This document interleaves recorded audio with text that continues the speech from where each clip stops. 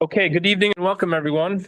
This is the April 7th, 2025 meeting of the school committee. Call the meeting to order 5:35. This meeting is being both audio and video recorded.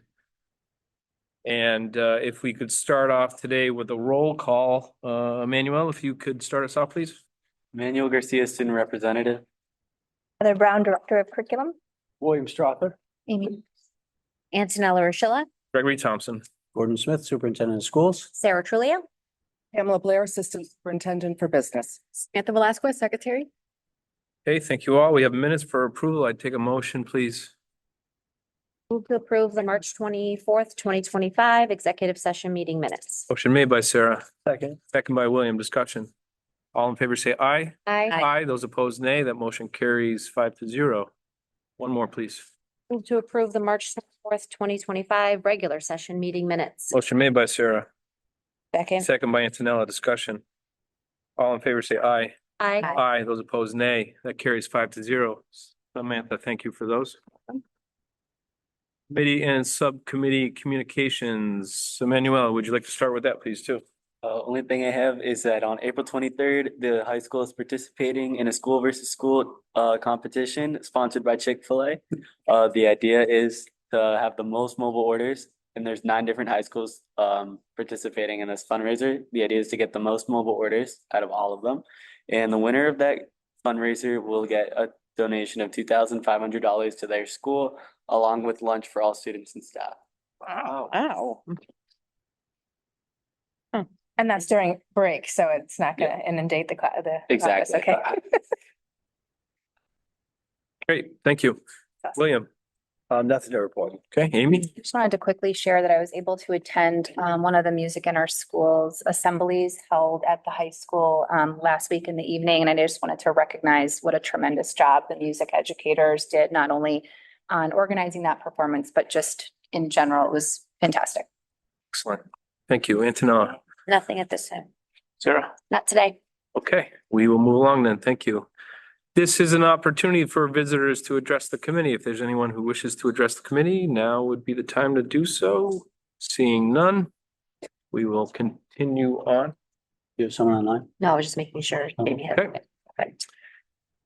Okay, we have a recognition of the 2025 ELPS Pioneer Valley Excellent in Teaching Award winners. Okay, so we have, I believe, 3 of our award winners here. If we can stand up, we have one who is currently on leave. So we have 4 winners for the Excellence in Teaching awards that the Grinspoon Foundation and the Davis Foundation, along with other sponsors, put on every year. And East Long Meadow is able to nominate an award for, one of whom is in their first 3 years of teaching or in the field of education, and 3 of whom are veteran teachers. And so this year we have Bethany Meehan, who is our, want to stand up, Bethany? The counselor at the high school, and she is in her 3rd year in education and has moved roles. Originally started as our graduation coach and counselor, and now has moved into more of the guidance counseling position. Here are some of the things that Bethany's colleagues say about her. Bethany has always taken a student-centered approach, first as a graduation coach and now as a school counselor. She is phenomenal at building relationships with her students, and her efforts can be credited with getting numerous at-risk students to graduate over the last 2 years. Beyond just her work as a counselor, her ideas helped create systems of support at ELHS and have helped move the school forward in supporting all students, such as the credit recovery program that now exists at the high school. So Bethany, congratulations. Of our veteran award winners, our first one is Carrie Lorenzo, one of our teachers at Mountain View. And what her colleagues say about her is Carrie exemplifies dedication and resilience, having committed many years, even though she's only 29 years old, of service to education through the many years of change. She has tremendous collaboration skills and works well with the grade 3 team at Mountain View and makes sure that her students across the grade level are receiving an equitable education with rigor and high expectations. Carrie consistently demonstrates creativity and adaptability in the classroom. She incorporates innovative teaching strategies in her classroom, ensuring that the content is engaging, accessible, and relevant to students' real-world experiences. Carrie Lorenzo.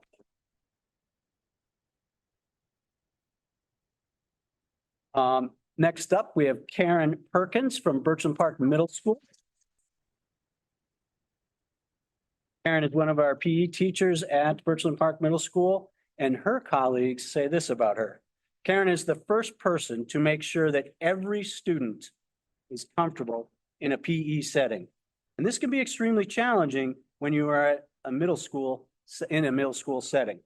She constantly builds healthy relationships with all of her students, and she has even revamped the entire 8th grade PE curriculum. Karen models lifelong learning through professional development. She is always enrolled in a class to promote her teaching and content and strategy, her teaching content and strategies. She doesn't just show up every day. She shows up, but with enthusiasm to tackle each and every day. Karen is everything I would want in an educator if I were in a position of hiring educators. That was from one of your colleagues, not me. Although I think.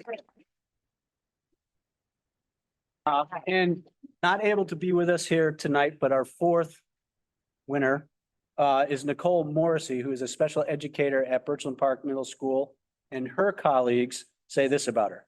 Nicole is knowledgeable, organized, and passionate about her role as a special education teacher.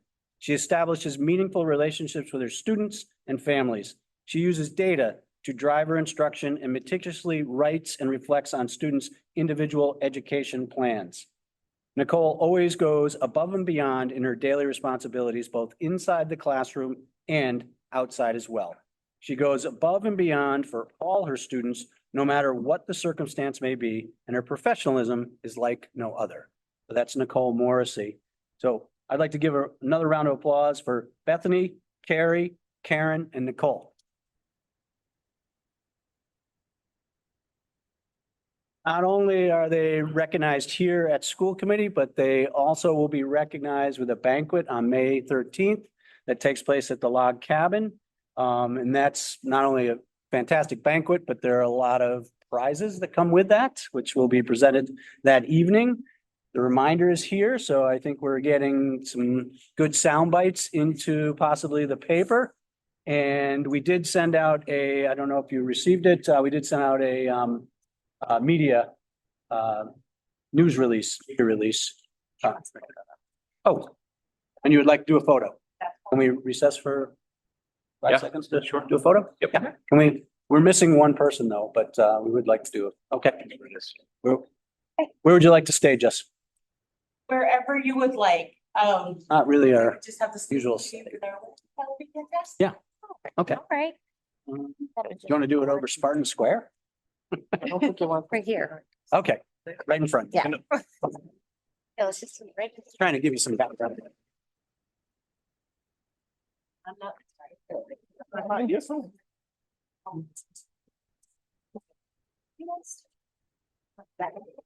Yes, Ben. You want to do the trash? We're not in it, right? I thought we were.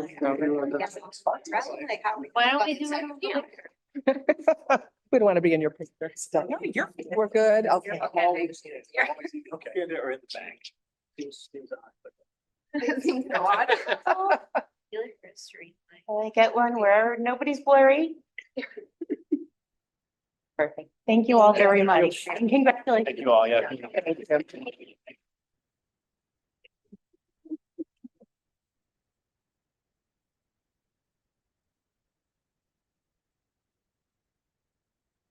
Vote on the vote. You're welcome. Trying to get your attention. Yeah, I missed that. Okay. Great, excellent, great to celebrate achievements. Thank you all for coming tonight.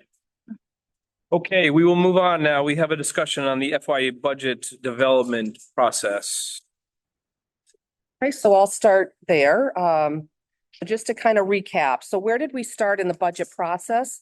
After updating all of the contractual obligations for FY '26, as well as increasing the special ed budget lines, the level services budget was an increase of a little over $3 million, which was an 8.57% increase.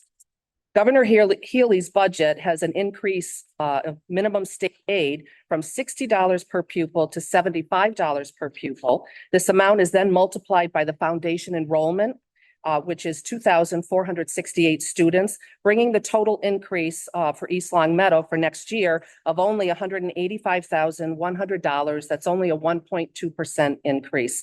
We are very, very disappointed with that. The past 3 years, the school department has requested on average a 3.93% increase for level services. Recognizing that a $3 million increase was not possible, the school committee began strategizing on how to reduce the budget request. The first round of reductions were trying to utilize possible revenue sources that could offset the budget increase, as well as some positions through attrition or reduction in class sizes. Those items are things like utilize $350,000 in school choice rollover, freeze curriculum renewal for next year, an MOU with the ELEA on contractual individual PD money, an MOU with the ELEA on counselor extra days, reduce software licenses, expand school choice. Committee voted for 20 additional positions, slots for next year, and that's 10 at the 9th grade and 10 at the 6th grade. Utilize additional existing school choice revenue. Increase athletic fees from $149 to $199. That is $822,500, that section there. Then in addition to that, there were 6 positions that was through either attrition or reduction in enrollment. And that's another $243,303 was the 3 through attrition, and then 3 additional positions totaled $224,966. Those 3 items added up to $1,290,769 reduction. That was round 1. But just if I'm. Oh, sure. Please. So in the, if, for those who may have been watching the school committee meetings and the town council meetings, we've been discussing budget development probably since early January. And actually started informal discussions with the town in December. And I have to say that everybody has come to these discussions as creative and collaborative as they can be. But we did know, as Ms. Blair just said, that, you know, asking for a $3 million increase, which was upwards of 8%, given that over the last probably 10 years, we average more. Last 2 years, we've averaged close to 4%, but last 10 years, we probably averaged somewhere just over 2%. So we worked from level 1 because all departments were asked to provide a level 1 budget towards the end of January. And that's where we reduced it from that 8% down to more of roughly 5% in terms of request. And we continued to work collaboratively with the town, specifically the town manager and the municipal finance director, and looked at different ways that we might be able to work within the budget, not put too much of a strain on the town, but not necessarily go to the drastic levels of getting down closer to a 2% or a 2.5%. Ultimately, with some creativity and some strategic planning, town manager was able to, with the municipal director, finance director's help, look at possibly recommending a 2.5% increase to the school department budget as he put together his draft budget for the town council, which was due April 1st. The school committee, in a pretty long, both executive session and then not as long open session because there wasn't a ton to say, did last time vote to meet that request of the 2.5% and continue to work at how do you get there? Because what that means is going from the 5% request at level one to reducing it further by about $894,811. Unfortunately, when you're a basically human services industry, most of your budget is centered in salary. I think it's 83%. So once you've done some of the things we did in level one, where there were 6 positions that were reduced in level one, but only 2 of those impacted individuals who were in those positions or would be in those positions going forward. Others were either retirement or long-term sub situations where at the end of the year, the person would be leaving that position. Unfortunately, now we're in a situation where we're looking at how do we reduce by $894,811 without impacting as much as possible the experience for our students, roughly 2,500 students across the district. That's much more challenging. And it's probably going to be, again, some positions, though not as many, because we didn't have all that many retirements. And in some cases, there are retirement positions that you have to replace. But it will probably be close to another 14 positions, some of which will be through attrition, probably 3 or 4, and 10 of which may be, school committee still has to vote on this. And I believe we're going back into executive session to continue to work through that. Will be positions that where unfortunately there will be a reduction in force communication. In the first round, level one, if you remember, if you've been watching, I know we're must see TV. So people were probably watching in January or taping it and watching later. Just joking. That we didn't list the positions until after I had had the opportunity to actually notify people and answer questions. If possible, we would like to do that again, give you as many specifics as we can in this public forum. And then in the executive session, probably they're going to have to make some decisions as to looking at the different recommendations, which positions ultimately will have to be reduced. That then between now and our budget hearing, which will take place on April 28th, will give me the opportunity to do something that's challenging but needs to be done, which is notify people and answer their questions, because that's part of the job. Without them necessarily having to hear in a public meeting on Monday, April 7th, that their position was reduced. To make sure people understood that. Yes. Certainly unfortunate. We are not the only district, as you all know, that are going through this. We realize that it means impact on people and individuals. First and foremost, the students. We're trying to minimize that, of course, but also staff members. And we're trying to minimize as much as we can. So we'll continue to do that work. As Gordon mentioned, those people will be notified, and then we'll have more of a detailed list at our next meeting. Anyone else have questions or comments from the committee? We have anything else to discuss on the budget tonight? No, other than, that there will be more positions reduced. It's probably going to be closer to the. Yep. Okay. Okay.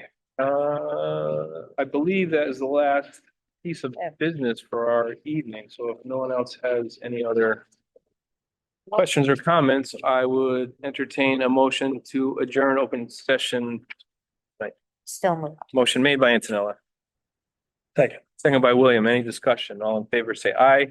Aye. Those opposed, nay. That motion carries 5-0. Thank you. We are adjourned.